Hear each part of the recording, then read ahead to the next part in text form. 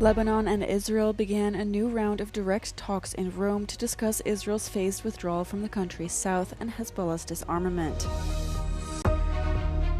Ukraine's police released a shocking video showing a Russian drone hunting down a civilian man at a farmer's market in Kherson. 4 days after the mass influx into Ceuta, the enclave is still far from returning to normal as up to 5,000 illegal migrants remain in the city. Apple has launched a fresh legal challenge against the UK after the government renewed its attempts at gaining access to users' encrypted iCloud data.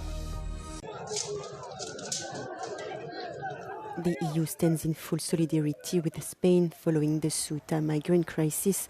EU Migration Commissioner Magnus Brunner said on Tuesday, calling the crisis a test of our European resilience. Brunner spoke to reporters after EU interior ministers held an emergency meeting after 70,000 non-EU nationals entered the Spanish enclave of Ceuta from Morocco within 24 hours.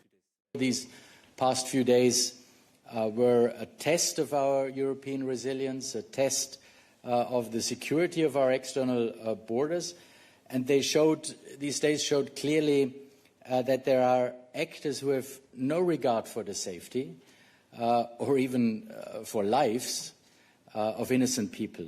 Interior ministers discussed measures to prevent a repeat of the crisis, including tackling migrant smuggling networks, strengthening returns and reinforcing EU borders.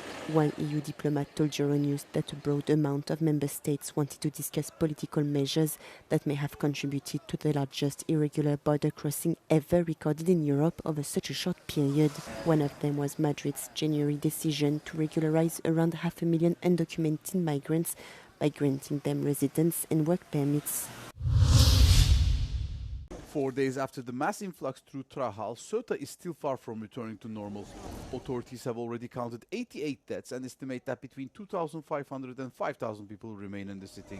Many of them are in this warehouse in the Alboran industrial zone, which was hastily set up to provide shelter. أول حاجة ما عندناش لقطة لا فريش ما عندناش لقطة لا فريش الماكلة كيجيبوا لنا الماكلة مرة واحدة في النهار ما البارح جابوا لنا الماكلة الماء ما جابوش لنا من البارح ما جابوش لنا الماء ما كنلقاوش الماء باش نغسلوا باش ندوشوا بلاصه ديال الدوش سادينها لينا سادين الطواليطات خانزين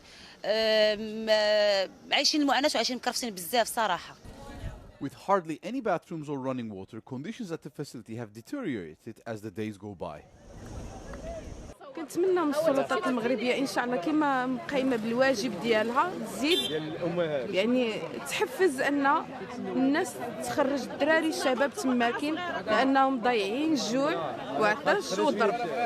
كنتمنى من الله وطبيعه الحال صاحب الجلاله الله ينصرو ان يدير لنا المستحيل ويخرج لنا الشباب ديالنا لان ضاع لداخل. Not all stories end in the same uncertainty. Some families have managed to be reunited right at the border crossing. But while some return, others continue to try to cross the same breakwater where dozens of people have already died this summer.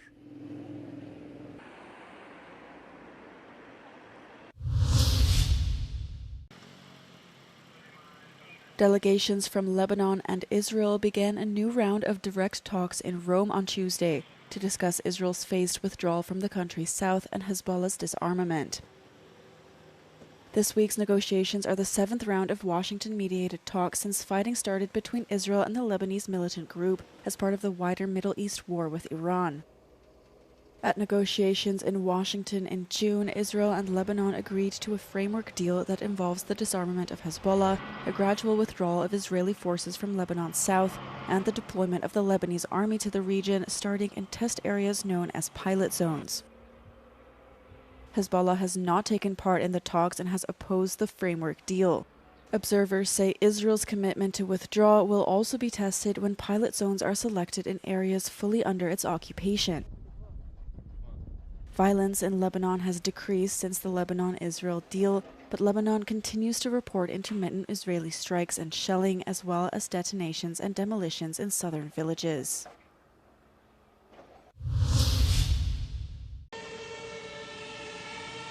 Ukraine's national police released a shocking video on Tuesday showing a Russian drone deliberately hunting down a civilian man at a farmer's market in Kherson, calling it another war crime. The 52-year-old who was selling vegetables survived the attack but suffered blast injuries, shrapnel wounds and concussion, police said. President Volodymyr Zelensky said the footage was another example of what he called Russian drone safari against civilians in Kherson. Police said Russian forces have been using drones against civilians, vehicles, public transport and emergency workers in Kherson almost daily. Extreme heat and environmental hazards are putting severe pressure on emergency services across southern Europe. In Spain's Zamora province, emergency crews responded to a major fire at the Zaresa waste treatment plant in Roales del Pado.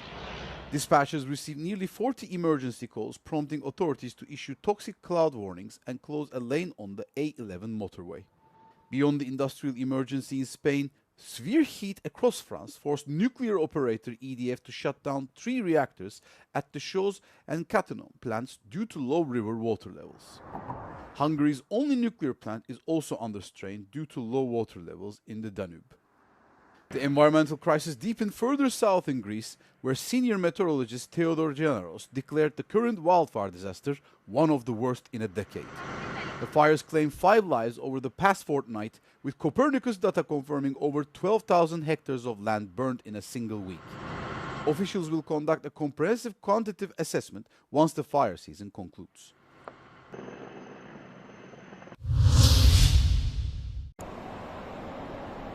Firefighters in the Netherlands are rushing to contain a blaze that is spreading in a nature reserve in the country's south. It's the latest in a string of wildfires across Europe caused by deadly heat waves and drought. The fires started on Monday and hundreds of emergency workers took part in fighting the blaze overnight as helicopters resumed operations on Tuesday morning.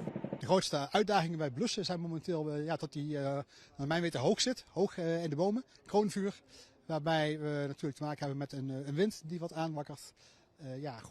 De brand verplaatst zich door de bomen heen. En je moet daar wel bij kunnen. The blaze spread to 100 hectares as of early Tuesday and was still not under control, provincial authorities said on their website. The winds kept changing direction and sped up the fire's spread, and firefighters say they don't have enough equipment to deal with forest fires, which are very rare in the Netherlands. Human-fueled climate change has accelerated moisture loss from soil, lakes and rivers, heightening the risk of extreme droughts and allowing fires to spread faster and burn more intensely. 3 lions at the Tokyo Zoo have died from suspected heat stroke and others are under treatment, a spokesperson said on Tuesday, as the big cats struggle with the high humidity in the Japanese capital. One 3-year-old female died on Tuesday, another aged 11 died Friday, and the third, aged 15, died on Sunday. 残念ながらその後3頭のライオンが7月の28日以降に続けて死亡してしまっています。体調不良になったライオンは全部で10頭になったんですが、その後治療のおかげで回復した個体もいます。Reacting to the news, animal rights group PETA said the lions named Mugi, Ichiko, and Luena were, quote, born, lived, and died in confinement, deprived of everything that makes life worth living for a wild animal. Japan sweltered through its hottest summer on record last year, and parts of the country have hit 40 degrees Celsius in recent weeks, causing thousands of people to get hospitalized. The Tama Zoological Park said the lion enclosure has been closed to the public until further notice.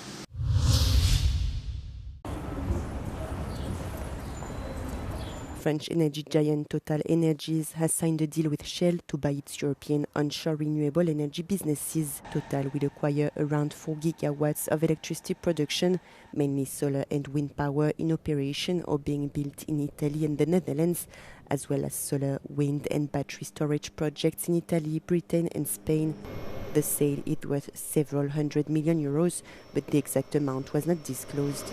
At the same time, Total Energies said it would sell a 50% stake in a portfolio of wind and solar assets in Germany, Spain, France and Poland to the US investment firm KKR in a deal that values the portfolio at 1.8 billion euros. The portfolio represents around 1.2 gigawatts of electricity production. Total has nearly 10 gigawatts of production sites already built or underway in Europe, with a further 27 gigawatts under development. Apple has launched a fresh legal challenge against the UK government after it demanded access to its customers' encrypted data. The latest comes months after it withdrew security features for UK users rather than comply with an earlier version of the same request. The US technology firm filed a complaint with the Investigatory Powers Tribunal, an independent court that examines claims of unlawful conduct by UK intelligence services. At the heart of the dispute is whether the UK government can force Apple to give it access to iCloud data that is so strongly encrypted that even Apple claims it cannot read it. The UK backed down on its original demand last year following a heated dispute with Washington. That first order, issued under the Investigatory Powers Act in January 2025, sought access to UK and US customers' data alike. The scope was subsequently narrowed, with London instead issuing a technical capability notice, known as a TCN, limited to UK users only later in 2025, which Apple is now fighting.